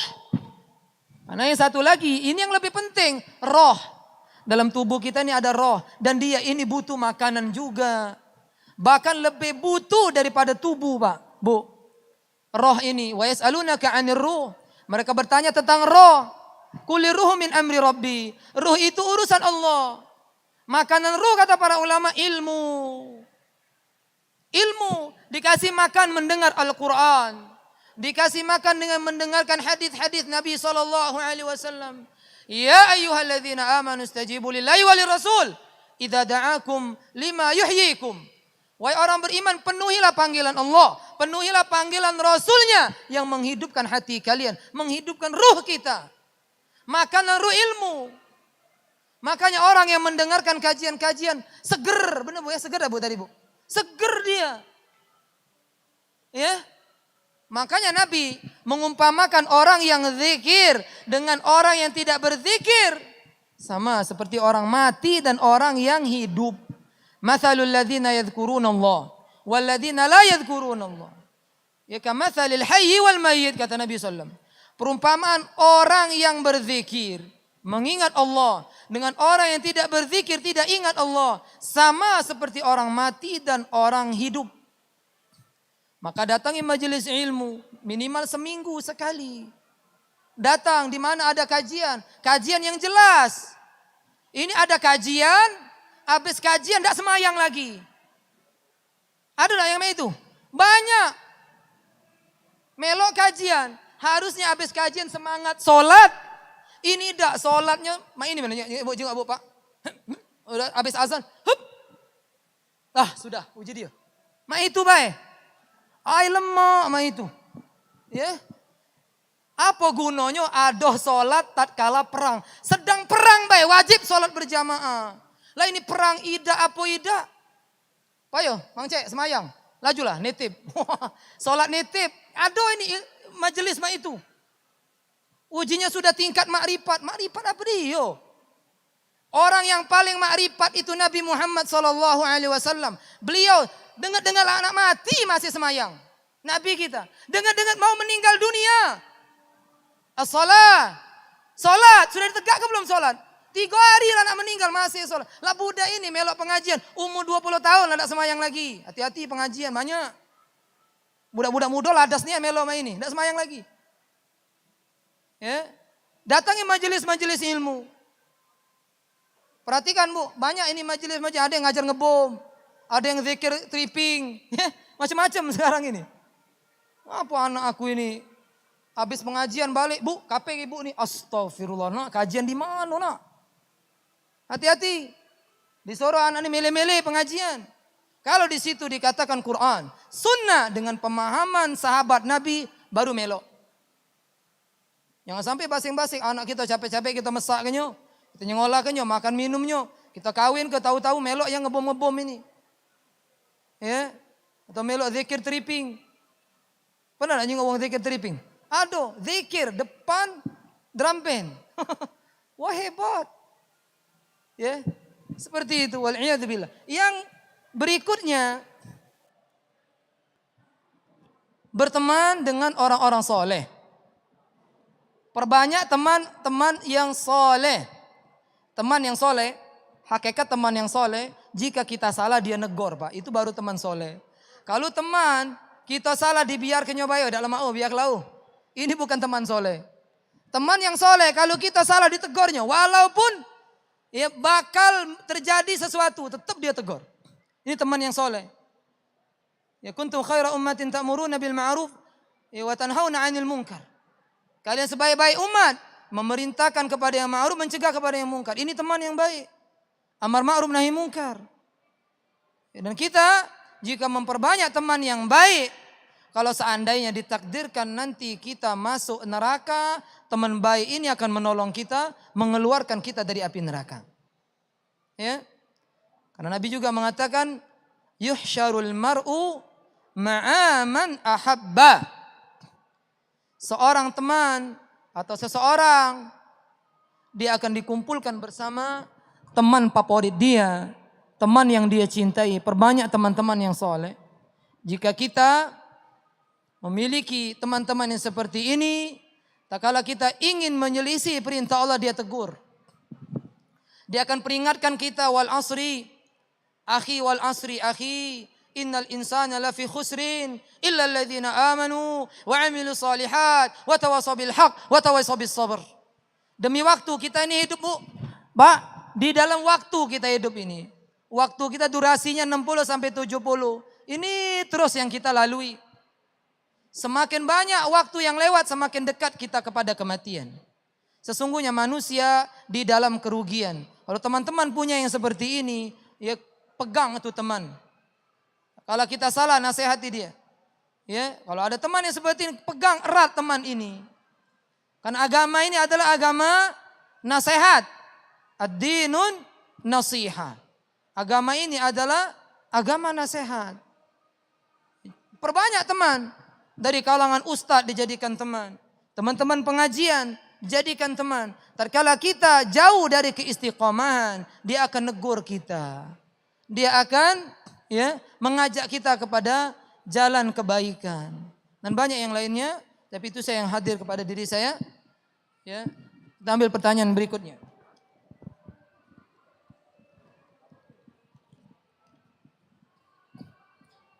Bismillah Ustaz, ana mau nanya tentang anak yang hafal Al-Quran 30 juz. Ketika di akhirat, orang tua akan dipakaikan mahkota. Apakah ini berlaku untuk orang tua yang di mana orang tua tersebut melakukan perbuatan syirik? Jawabannya tidak berlaku. Orang tua jika dia meninggal dunia, dia menyekutukan Allah Subhanahu wa taala setinggi apapun derajat anak. Sampai misalnya anak itu seorang nabi, anak itu tidak akan bisa mengangkat derajat orang tuanya. Bahkan dia tidak bisa menolong orang tuanya keluar dari api neraka. Apalagi memakaikan mahkota yang disebutkan dalam riwayat itu, yang tidak bisa dibeli dengan dunia seisinya mahkota, yang akan dipasang di kepala orang tua yang anaknya hafal Al-Quran. Nabi Ibrahim alaihissalam memiliki ayah yang bernama Tarikh atau Azar namanya. Ayahnya ini meninggal dalam keadaan kafir, tidak mau masuk ke dalam agama Nabi Ibrahim, agama Islam yang dipeluk oleh Nabi Ibrahim. Ayahnya kekal di dalam neraka, padahal dia Nabi. Tidak bisa dia tolong. Derajat yang paling tinggi di muka bumi ini adalah derajat kenabian. Derajat Rasul, tidak ada yang tinggi dari itu. Ini tidak bisa menolongnya. Apalagi kita hanya sebatas hafal Quran. Jika orang tua kita mati, ya, dia menyekutukan Allah. Dia mendatangi dukun. Dia mati dalam keadaan memakai jimat. Dia percaya jimat bisa menolong dirinya. Ya, atau dia menyekutukan Allah, meminta kepada orang-orang yang telah meninggal dunia. Atau yang lainnya, syirik-syirik. Memandikan keris. Ada orang punya keris dimandikan setiap malam Jumat Kliwon. 7 bunga. Yang harus 7 bunga yang berbeda. Ya, bunga sedap malam, kembang tai ayam, dimandi ke 7 iko. Supaya apa? Ini untuk makanan katanya. Makanan buat keris ini menyekutukan Allah Azza wa Jalla. Ada lagi yang pakai jimat. Mati dalam keadaan berjimat, ngembek di pemolotan situ jimat. Kalau dia pakai katanya kebel. Padahal Allah mengatakan wa iyamsaskallahu bidurrin fala kashifa illa huwa. Jika kalian ditimpakan keburukan, musibah oleh Allah Subhanahu wa taala, tidak ada yang bisa mengangkatnya. Mau jimat, mau apa kecuali Allah Azza wa Jalla. Tidak ada yang bisa menangkal musibah itu kecuali hanya bisa meminta kepada Allah Azza wa Jalla. Jika tidak, maka dia menyekutukan Allah Subhanahu wa taala. Ada lagi ibu-ibu yang banyak sering ini, kalau bayi lahir dikalung ke jingo bangle. Ya. Supaya uang hamil ini tidak didatangi kuntilanak, ditaruh sapu lidi, njuk gonting untuk nuja kuntilanak. Ini menyekutukan Allah Subhanahu wa taala, enggak boleh. Jika dia meyakini memang itu yang mengusir, maka dia telah syirkul akbar. Ya banyak yang perlu kita pelajari. Masalah kesyirikan. Jangan menyekutukan Allah Subhanahu wa ta'ala selama hidup. Di muka bumi ini yang pertama kali harus kita jauhi kesyirikan. Dan ini juga mungkin kita tambahkan yang keenam. Jika mau berkumpul lagi di surga bersama keluarga semuanya, walaupun berkumpulnya telat, jangan menyekutukan Allah Subhanahu wa ta'ala. Nabi SAW mengatakan, setiap nabi itu memiliki doa yang diijabah oleh Allah. Mereka telah menggunakannya. Adapun Nabi Muhammad SAW, ikhtabatu, aku mengakhirkan, menyembunyikan doa tersebut. Li ummati yaumal qiyamah. Untuk umatku pada hari kiamat. Yanaluha man mata wala yusyriku billah. Akan mendapatkan doaku itu, yaitu syafaat Nabi SAW. Bagi mereka yang mati, tidak menyekutukan Allah Subhanahu wa ta'ala.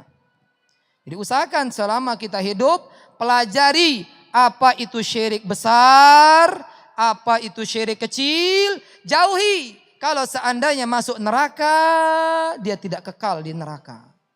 Kalau kita rajin ibadah, hitamlah kening kita, kapalanlah tangan kaki dengkul kita. Tapi kalau kita menyekutukan Allah, tidak dinilai Allah sedikit pun amal ibadah kita. Ingat, orang-orang musyrik di zaman Nabi SAW, mereka tawaf, ya mereka sholat, mereka sedekah, mereka melakukan ibadah-ibadah, maka mereka puasa, tidak diterima Allah sedikit pun. Karena mereka menyekutukan Allah dengan 360 Tuhan yang mereka klaim, semuanya orang-orang soleh yang mendekatkan diri mereka kepada Allah. Kata mereka, hum syufa'auna indallah. Ini Tuhan yang kami sembah, tujuannya mendekatkan diri kepada Allah, kata mereka. Liyuqarribuna ilallahi zulfa. Agar nih Tuhan-Tuhan yang kami sembah mendekatkan diri kami kepada Allah. Mereka kekal dalam neraka. Hati-hati menyekutukan Allah. Niatnya mau mendekatkan diri kepada Allah atau tidak, semuanya menyebabkan amal hapus. Amal kita semuanya akan dihapus oleh Allah. Ya, kata Allah Azza wa Jalla, wa qadimna ila ma amilu wa faja'alnahu haba'an manthura. Kami akan kumpulkan amal-amal mereka nanti di akhirat, kami datangkan amal mereka, lalu kami jadikan seperti debu yang berterbaran. Ya. Ini saja yang bisa saya sampaikan. Ya, mudah-mudahan bermanfaat bagi yang menyampaikan serta keluarganya. Begitu juga kepada teman-teman, bapak, ibu-ibu, ikhwan wa akhwat. Ya. Mudah-mudahan ini menjadi pencerahan buat kita bahwasanya hidup kita ini bukan untuk dunia.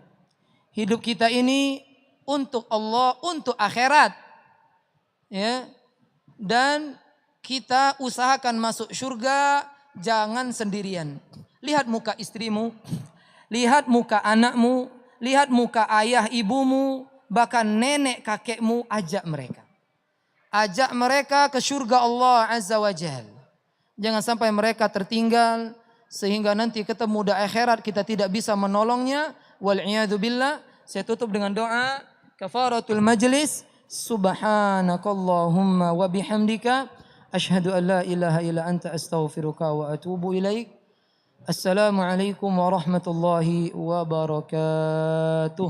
Waalaikumsalam warahmatullahi wabarakatuh. Insyaallah. Motivasinya ingin anak itu bisa lagi mengenal tentang sunnah dan diajarkan Rasulullah. Yang kedua pengen jadi hafizah. Sebenarnya saat ini kan kita lihat yang yang sangat menjadikan tuh akhlak anak sekarang tuh sebenarnya yang kurang baik ya. Jadi kemarin itu pertimbangan saya dengan istri, dengan orang tua juga, alangkah baiknya kita meneruskan kembali di sekolah Mutiara Sunnah ini, karena memang yang terpenting nomor satu tuh akhlak, yang pasti akhlaknya, lalu akidahnya, itulah yang kita pegang untuk di Mutiara Sunnah ini, karena memang dari kita sudah menjalani di TK-nya dan beberapa referensi dari orang juga di sini sangat baik sekali untuk pendidikan akidah dan akhlaknya kayak gitu. Jadi intinya tujuannya adalah untuk mengajarkan anak itu untuk pendidikan agama Islam yang benar dan baik dan benar kayak gitu. Di sini kan sekolah tahfiz ya. Memang saya sama istri cita-citanya pengen anaknya jadi seorang tahfiz Quran ya. dan terus belajar agama yang sesuai dengan sunnah, sesuai dengan yang dipelajari oleh para salafus soleh terdahulu. Insya Allah biar ilmu yang didapat juga lebih berkah.